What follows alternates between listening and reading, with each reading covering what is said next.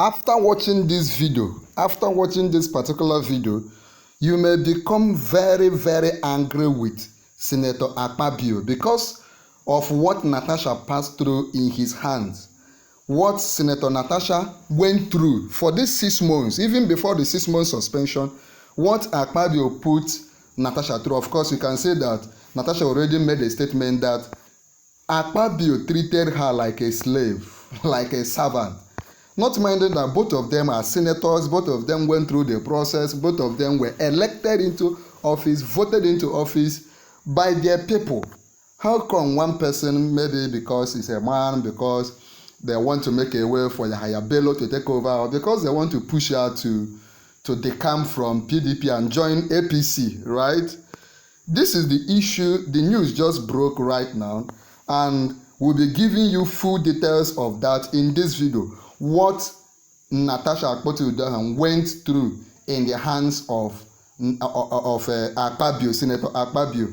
And many people have said that behind all these things could be Tinubu, because he might be trying to consolidate his seat ahead of 2027 election. Let us look at how Natasha was treated.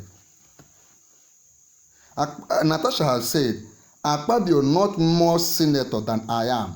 That Akpabio, Natasha has said that Akpabio is not more of a senator than she is, even though she is a female. In Nigeria, we have about 109 senators, but among the 109, we had only four senators being women.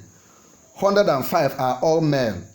Now, among the 109 senators, 4 female senators, Akpabio singled out Natasha to witch hunt her. We can see here in Noble Media, we've been giving you the details, the updates, and the news we are dropping, right? And of course, she was suspended. Don't forget that this Natasha is not an appointee. She was not appointed by Akpabio. She is not an aide to Akpabio. She was democratically elected by her people, right? Kogi Central people, millions of Kogi Central people elected her. They rejected APC candidate, they rejected Labour Party candidate, and said that this woman is the one that will lead us, that will represent us in the Senate. Millions of them.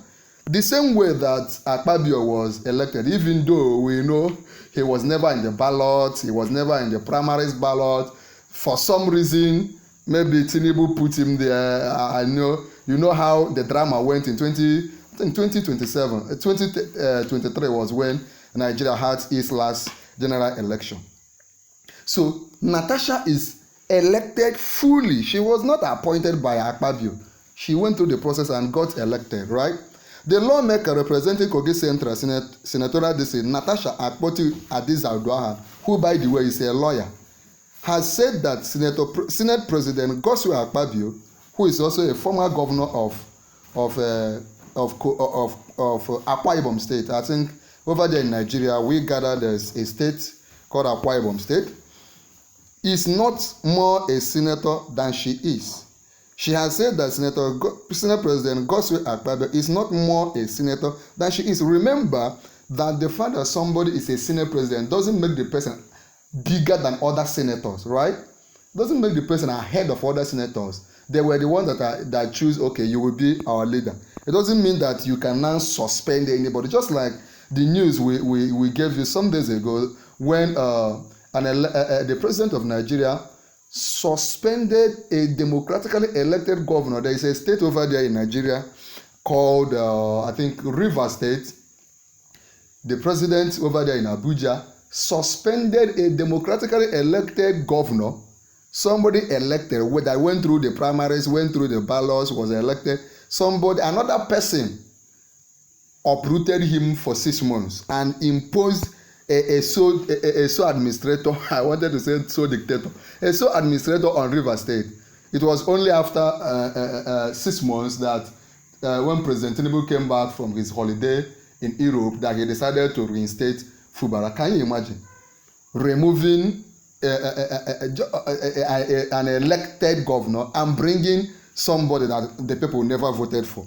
Natasha made this statement on Tuesday upon her resumption of office after serving a 6 months suspension. Do not forget that we are here in Noble Media. We had brought you the news that on Tuesday, she was reinstated to her office, which was sealed for 6 months. Remember, for this 6 months suspension, she was not paid her salary.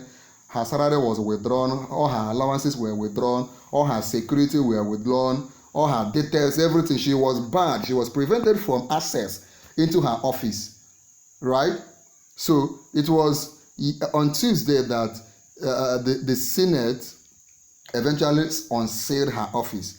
The lawmaker was suspended by the Senate for 6 months following her inability to prove her sexual harassment claim against Senate President Godswill Akpabio. Of course, you know, Natasha is a very, very pretty lady, and there's been this allegation by her that Akpabio has been wants to sexually making sexual advances towards her. She's a married lady with children, right?